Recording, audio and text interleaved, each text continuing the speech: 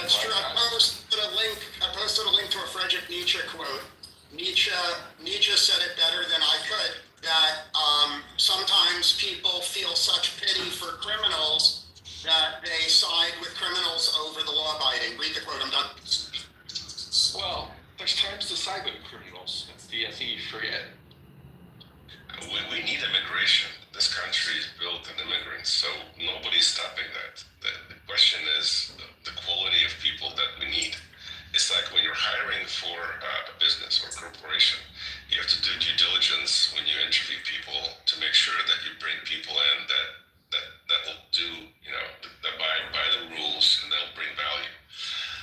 It sounds cruel, but it's not about being fair to every applicant. It's about actually hiring the right people. Well, in our history, Steve, to your point, in our history, we were absolutely cruel. We were much more cruel in who could come here.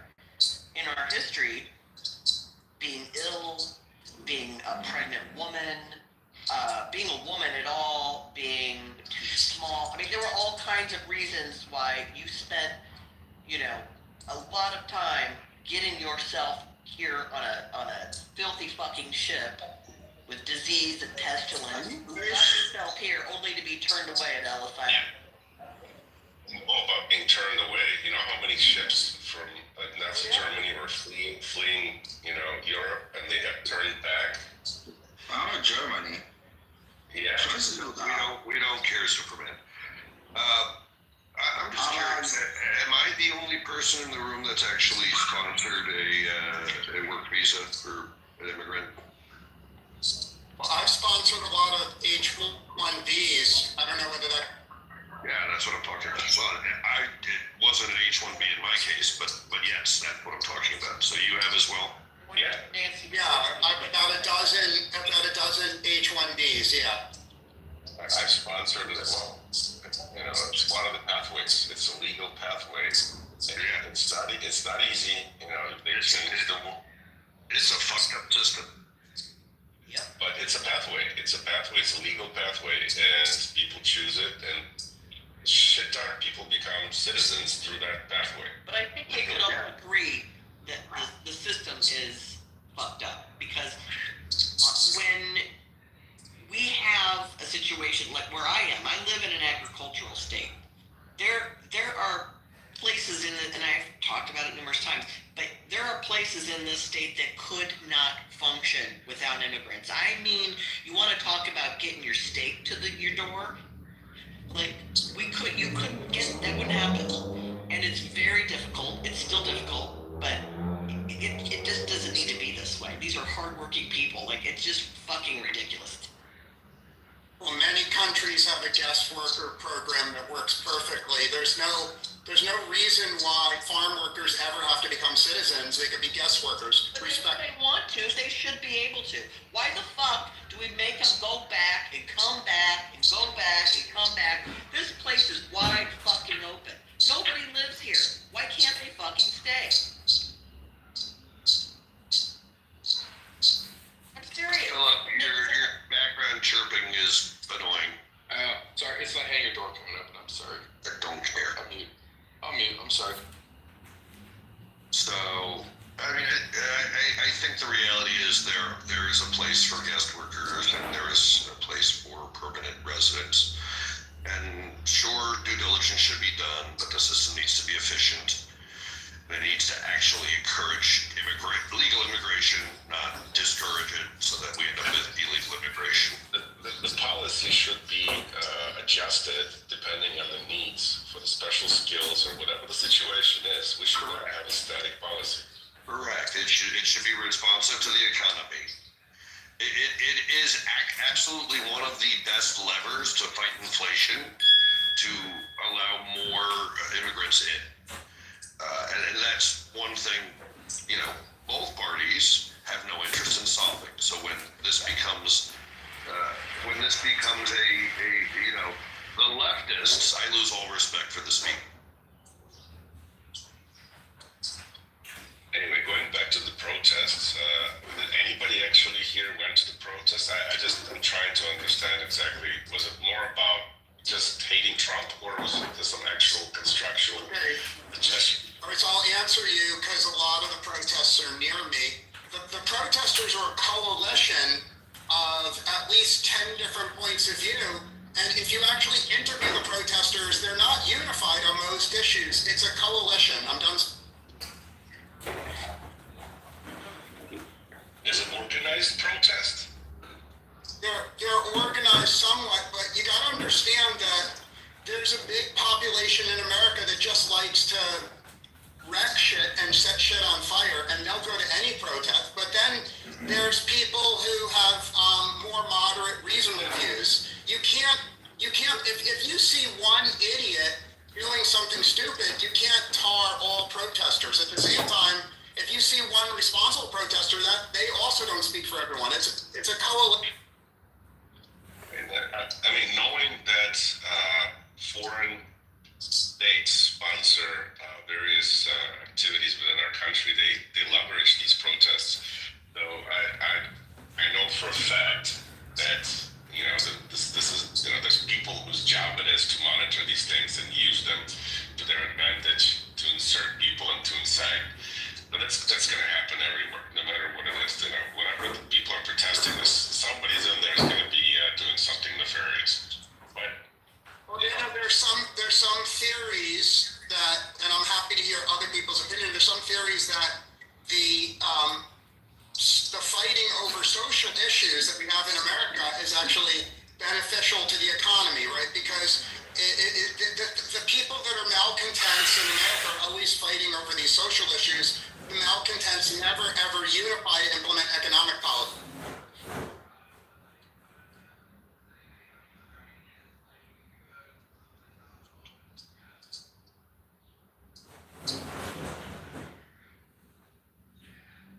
I think lately it's been more about changing culture than implementing economic policy, because I don't want to talk about the source where I got this information, but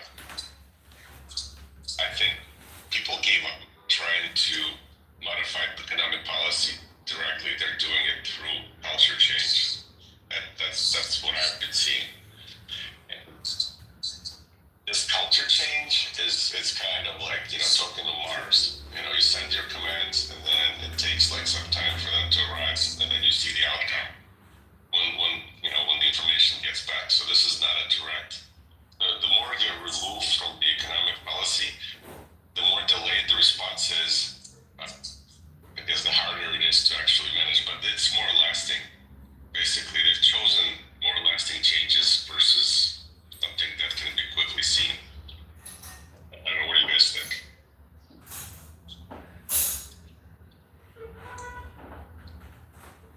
Or does it even make sense what I just said? It makes sense. I just think that if you travel around the world, you see the U.S. has by far the strongest economy in the world. And, I mean, all the smartest people want to move here. Shouldn't that tell you we're doing something? I agree with that. I mean, we're creating whole new industries, which are out. I was trying to move to Karachi, and my party's very good at it. Yeah, but that's just your case. We're talking about statistical prevalence. Yeah, I mean, I travel to a lot of countries that I personally would be very happy in a lot of the places I visit. But the numbers show that when it comes to the smartest and most ambitious people, people who are incredibly intelligent and ambitious, there's only one destination in the world. And you could travel to 50 European countries and 50 Asian countries, and the cutting edge people want to come to America. Right, we're responsible for the world's brain drain because everyone comes here. Yeah, that's a good thing. Brain drain, bring it on. I think there's not a lot of dispute that America should continue to attract the world's smartest people. But there is a legitimate political debate over how many people who are not in that category to accept. And I think people use moral arguments. People use all kinds of moral arguments that America has a moral obligation to accept some people. And I'm open to hearing those from everyone in the room. but I don't think it's obvious what the correct moral responsibility of the U.S. is. What I do know for a fact is 900 million. They just did a poll. 900 million people want to move. So if you have open borders, you may get 900 million people that you don't want. Yeah, but think about like reciprocity. If you want to go live in Mexico, you need a long-term visa stay. You need, like, let's say you go to the consulate in Nevada, the Mexican consulate. You have to pay $3,000 to fill out just the application, and then have to show proof of income somewhere in the ballpark of $87,000 to $88,000 a year. They don't want like 4 people on Social Security. I mean, it's Mexico. You know what I mean? So in terms of reciprocity, like you actually have to visit a lot of countries. And like really high requirements in terms of like your annual income statements. And this government will ask you for your like bank statements, etc. You know. So here's the thing about this issue, and it comes up literally every time Cuban comes in the room. And I thought I'd been clear that I'm fucking bored by it, and this position is fairly retarded since no one's advocating for open borders in this space. At the end of the day, the reason this issue 30 years later, 40 years later, is still an issue is because both parties have decided not to solve it and to intention. Like, it wouldn't be very hard. Like, reasonable people can sit down and say, hey, let's have a guest worker program and let's have a path to permanent residency. If you are a guest worker 5 years in a row and go through some process, then you're eligible for a permanent farm worker visa, whatever. Like, the system can be solved in a moral and ethical way. The problem is, you have 2 parties that want to use like these poor immigrants as a political wedge. And to the extent that you want to come and bring this topic up and rail against the left or rail against the right, if there were different people in here, like, you're just helping them distract 80% of America who wants a reasonable solution that works. We're inherently a fairly pro-immigration country. Like, we believe in immigration. We just want people to follow the law, but we have to have laws that you're able to follow.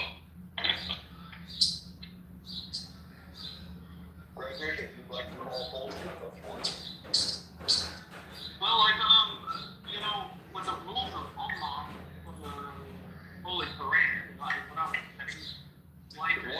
What the fuck did I just bring up that has anything to do with the Holy Quran? Well, would you shut up and let me finish my point, Ken? I'm not likely to if you speak to me in that manner.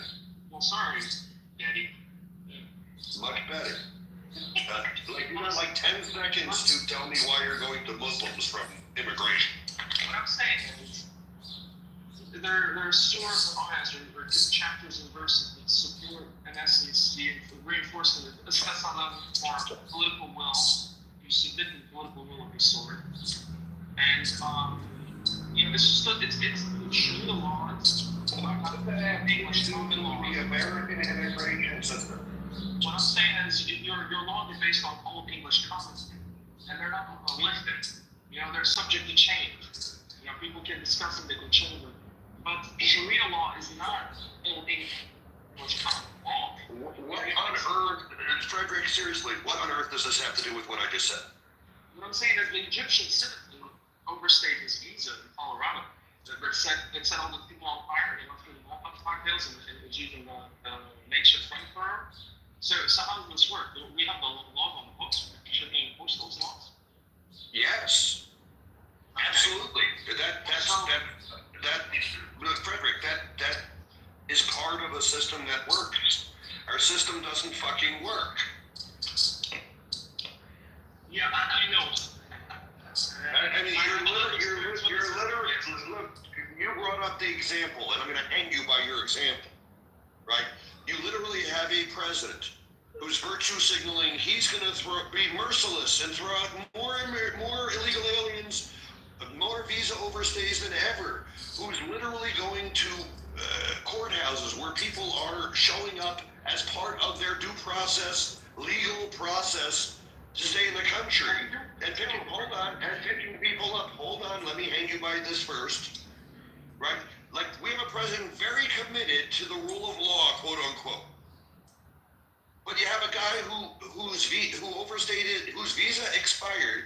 We knew where he was, and no one bothered to go pick him up and say, "Get the fuck out." And then he tried to kill Jews. Like the hypocrisy of all the system has to work. What you're saying isn't responsive to what I said. What you're saying is an example of how it doesn't work. What I'm saying is, having filled out the immigration applications for a lot of these people who set their passports on fire, and then I can't figure out what did they enter on an E1 or B2 visa? What's their passport number? Their record doesn't exist. They have 4, 5 technically social security numbers. So what kind of taxes are they paying? They have 14 different last names. So what do you expect, Joe? Like, this is a common issue. 14 last names. So who are you? What's your identity? When I told Ben, what's the very first thing that I wrote to check on my bank account? What's the very first thing they asked me? Yeah. So what I expect is very clear, and it's, first of all, people that actually participate in a conversation with common expectations that like logically flow from each other, which you failed at. And to repeat, I expect our politicians to be held accountable to build a system that works. So I think we're in an emergency state right now. I think everything is what is flowing right now.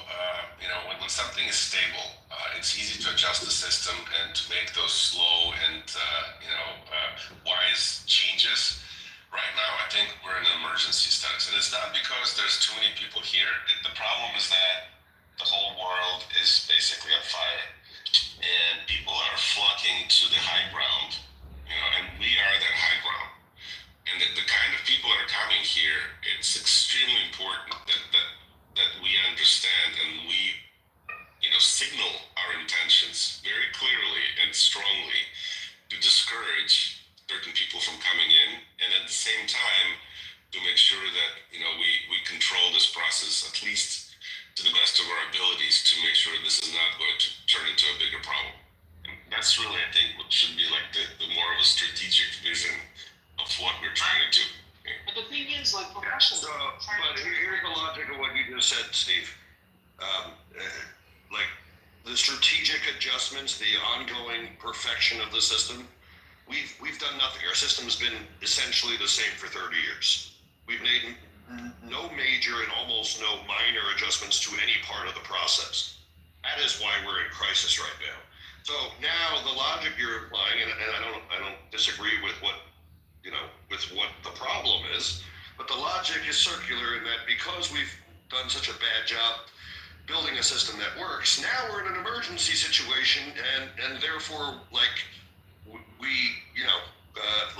everything is different, and the expectations, are not the same. But we need a system that fucking works.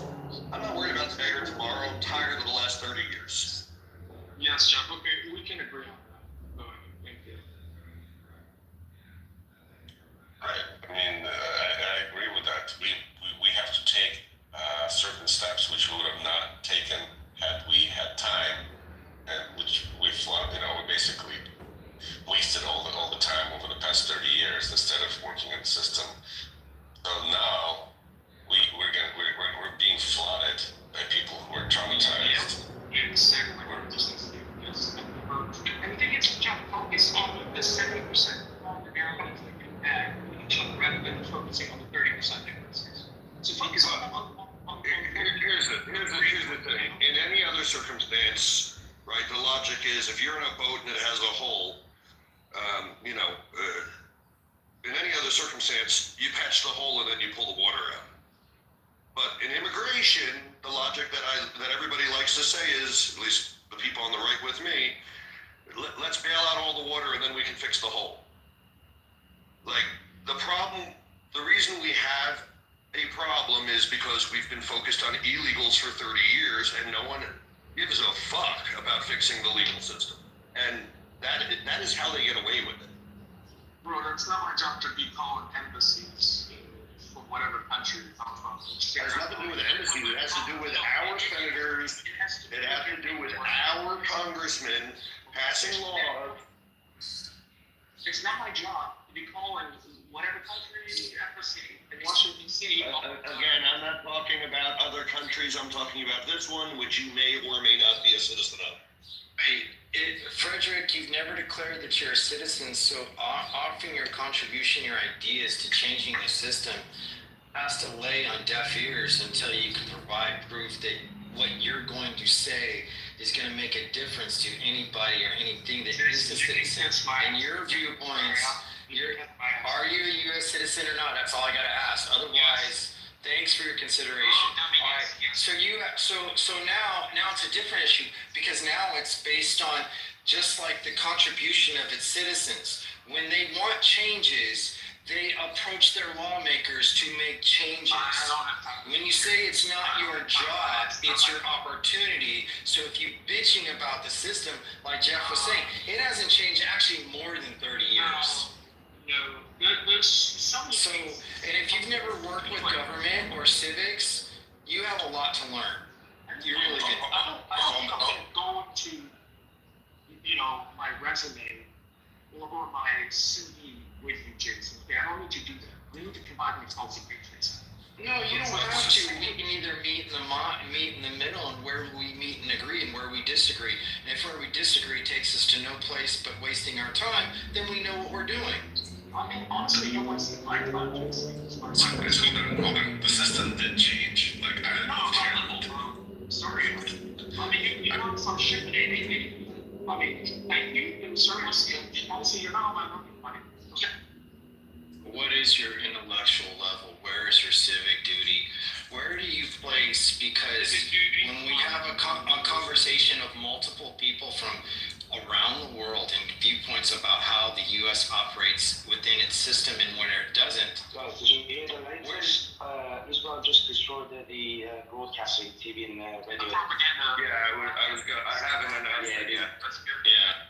That is amazing. That is Well, amazing. And that was your guy. Jeffrey, please, if you see Netanyahu, kiss his hand up.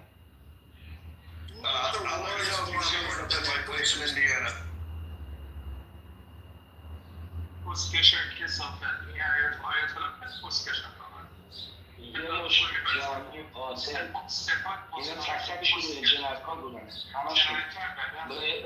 Jeff, is there going to be any more assassinations of the top officials? Yes. Good. Are you sure about that, yeah? I mean, I'm a Jew. I must know. No, I'm just saying if you've got inside information or any outside information on anything. But I mean, whatever information I have, it would not disclose, but you're asking me my opinion, and the answer is you're going to see more dead generals. that's good. Thank God for that. But Hopefully we'll keep it true then. for the ones that ran away to Russia, those. Yeah, do you reckon we're going to be able to catch them in time as well? I have no idea. I'm in conflicting reports as to whether any actual official left or if it was just their families. The environment of state broadcasting is qualified for us, and they have a huge presence on like TikTok, Instagram. I mean, it's a huge presence just psychopping people in Europe. You know? Yeah, and they're supported by China. Slapping the shit out of Europe. They're probably going to be neighbors to Assad. You know, they have some little suburb where they have all the poor leaders that escaped from various countries that they lost. I think it's very helpful to offer asylum. It's very awful to offer asylum to them. It encourages them to leave. Apparently American warheads are coming to Iran, to the Middle East right now to speak for an attack. America's going to get involved tonight or tomorrow to take out the nuclear. شانه ندارن و من اسرائیل چاره دیگه نیست باید جواب شد واقعا نداره دمشون گرم اصلا یک لطفی کردن به مردم ایران کردن که چه بیان کنن What's up? Hello. That would be easy glory right now. I think we're going to pick the low fruits. Yeah. Mate, they've all escaped, all of them, all 6, 7 years flexing their arms. If Israel even puts a finger on us or removes a hair from one of our citizens between ourselves, we will do this. Thank you so much, Jeff. Actually, Long life to I feel like the emotion in your voice and how much, that means to you. I think this is a great sign. Steve, let me tell you this.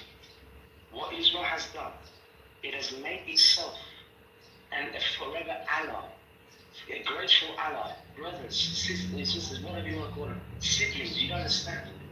I personally, I don't know about this, but I personally I would stand up to every single one of these fucking leftists who say you commit genocide. Yes, exactly. Can confirm. I just talked to a Moroccan doctor and French doctor, and she said that the IRGC, the Sabah Muslim Jumhuriyet, are funding militias between Algeria and Morocco and causing the Caribbean panic over there with their weaponry. They're supplying weaponry. They're supplying money. I mean, it's crazy. There's tentacles all over the place. I was renting an apartment next to a couple that escaped Iran after 1985.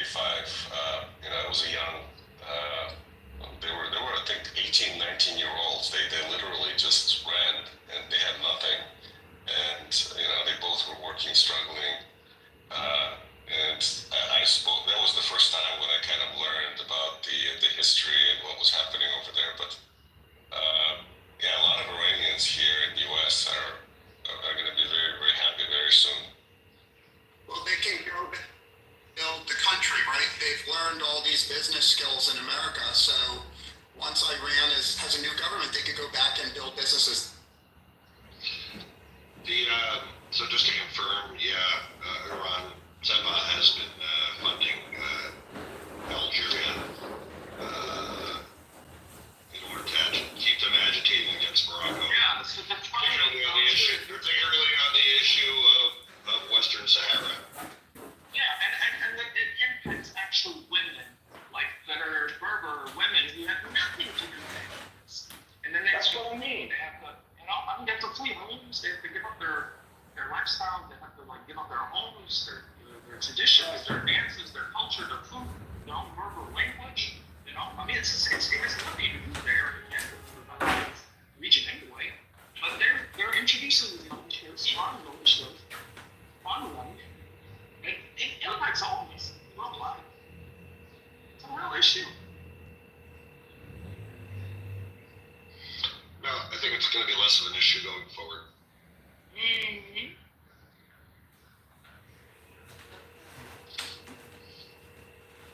There's no natural. Go ahead, Hubert. There's no natural reason why all these conflicts have to continue. You can go to many places in the world where people are fighting for hundreds of years and then they stop. So I'm just simply saying that we in this room take for granted that the Mideast will have all this fighting, but once Iran's government changes, there's room for optimism. I'm done speaking. Oh, absolutely. There's not just room, there's guarantee. I can guarantee, because this regime has around 80, that's 80 to 100 proxies all over the world. Hamas, Hezbollah, Houthi, Hashd al-Sha'bi, PLO, all these guys. Hezbollah, don't forget Hezbollah.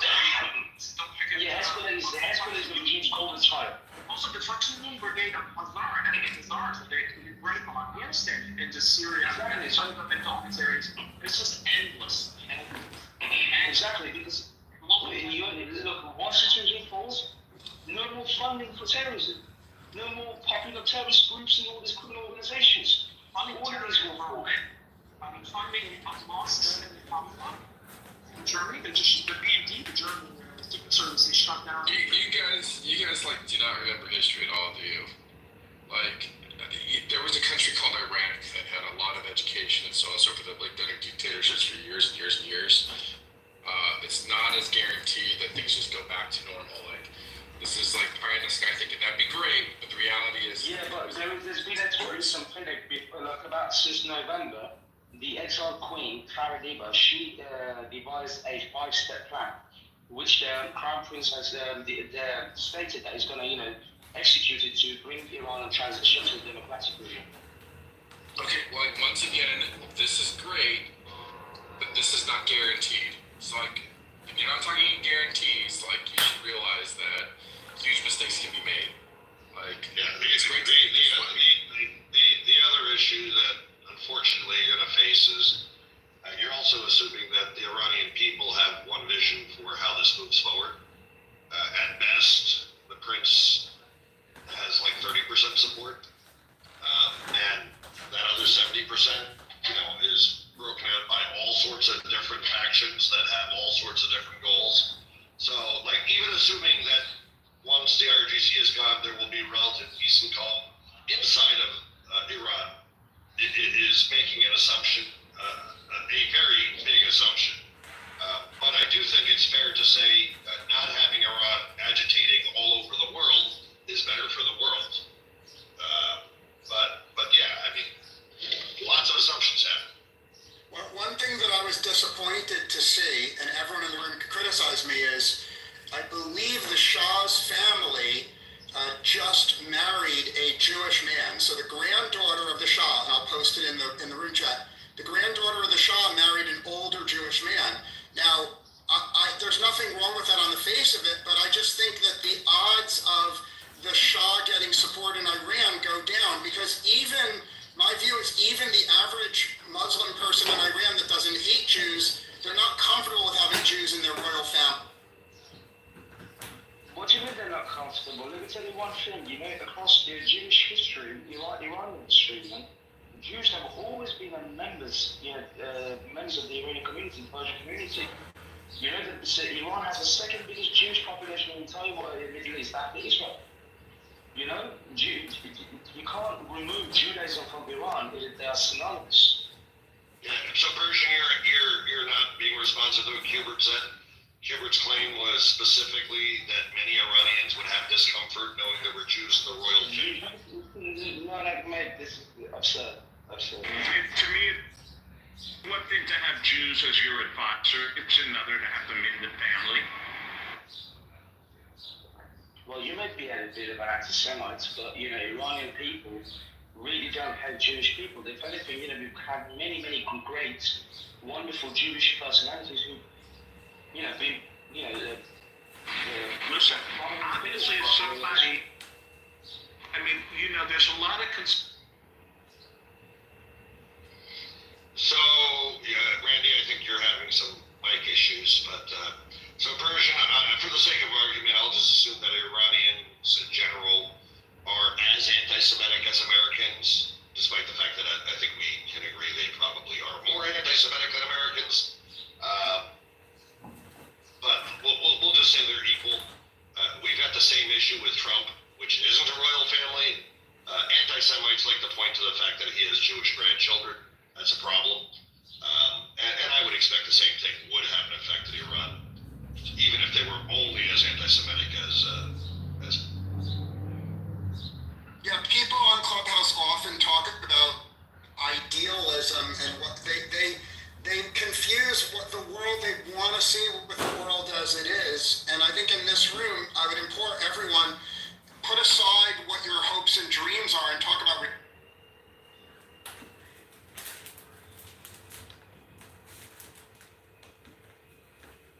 My hopes and dreams are one step closer, Leslie. My dreams are never deferred. Leslie. Ladies and I gentlemen. have a question, and I don't know about the Persian history, but was the Shah of Iran, he was a king, right? Do I have that right? Essentially. Okay, wasn't there leadership before the last Shah of Iran? Wasn't there some of the, and was there an aristocratic leadership before even that person? They love their country. There have been a lot of aristocratic families that have run Persia going back to Cyrus 2,500 years ago. Persia, I'm happy to hear other people's opinions,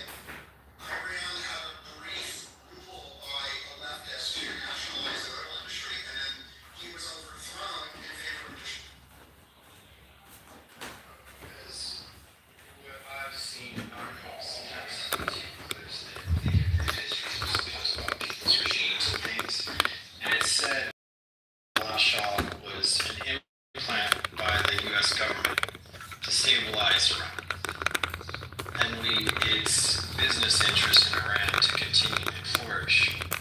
And it was a result of petroleum issues.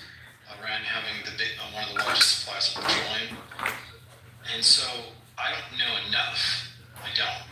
But I hear these battles of what's their country's being destroyed, right? Regimes are being destroyed.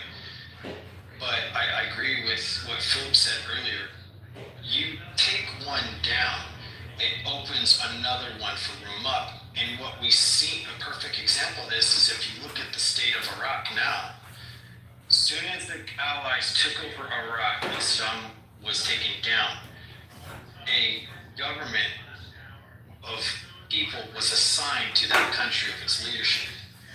And then it was kind of like open season, and a lot of people crossed borders between Iran and Iraq. And there were religious and political implications because of that.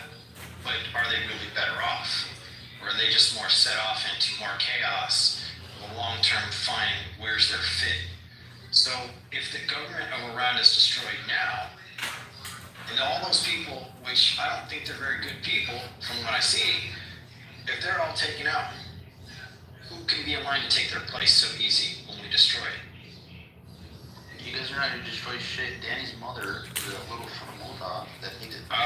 You're such an amazing. Shut the fuck up, you little And Jew. you are. You're You gonna are have to. typically That kind of a life little for bitch. 75 I wish you years. would check in on Tuesdays. 75. Tuesdays I'm really You guys are in the middle of the Star David. you're a fag who just Your mother just like acting like you're straight. Alan, the big turkey finally shows himself. Big turkey.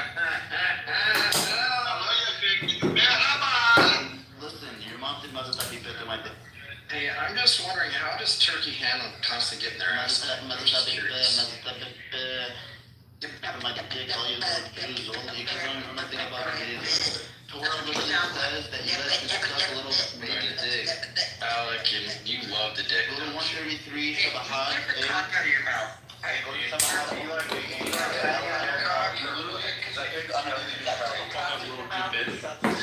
You little Jew bitch, you think dick on the daily bitch. Oh, I'm not Jewish. Not even Danny, where did Danny little Formosa go? Shut up, bitch. I'm not talking Where did they call you from? You guys know right about Israel. You just shut up. Alec, you're You know what, just for today, The longest you guys had land was 75 years. what you You got, guys you now. got a dick in your The mouth. longest you guys had land. Once you take I for one am very heartened by how agitated Jew haters are. That we've won. Whatever her name is, that We've won. actor that the Jew. We've done. Look, you're triggered, and that's okay. We've won. Came and the whole time in Greece. But didn't you get your ass kicked a lot? We've won, Alex. In Greece, go to Greece, go to Greece. We've won. You might want to convert and join the winning team. And then you I have think he wants to blow up convert, the Jeff. pieces, brother. I think he wants to convert. He's having a hard time. I love how triggered They can't handle that we've won. I don't think so either.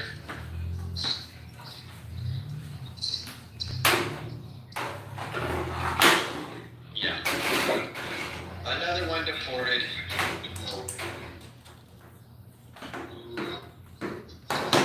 You'll miss the anti-Semites when they're so demoralized they quit Clubhouse. Their presence will be. Nah, they'll always be on Clubhouse. That's how irrational anti-Semitism can be.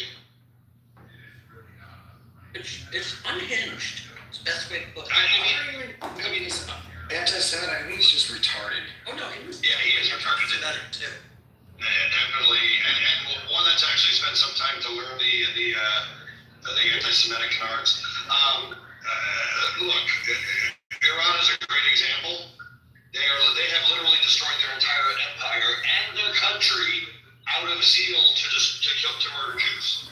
Like anti-Semitism being a suicidal philosophy has now been proven not as a theory but as an absolute fact that's demonstrable, and not only that, current events.